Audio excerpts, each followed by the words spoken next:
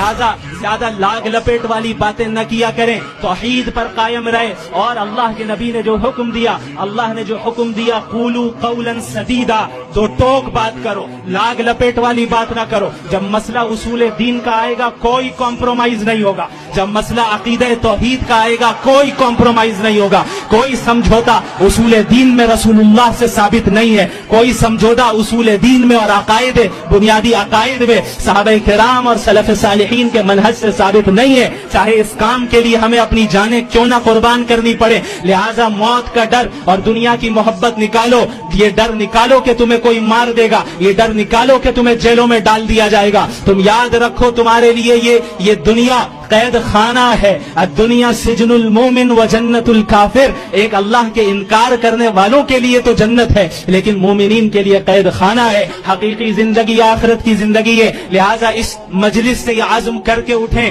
کہ ہم کبھی اصول دین میں کوئی کمپرومائز نہیں کریں گے، اور اپنے اندر داعیانہ کردار پیدا کریں گے۔ جس دعوت کے مشن کو لے کر انبیاء آگے بڑھے، جس دعوت کی مشن کو لے کر محمد الرسول اللہ صلی اللہ علیہ وسلم نے تمام تر قربانیاں دی، اور پھر جس مشن کو لے کر صحابہ پورے دنیا میں پھیلے، جس طریقے سے سلف صالحین نے اس مشن کو آگے بڑھایا، آج ہماری یہ ذمہ داری ہے کہ ہم اگلی صدی تک اس مشن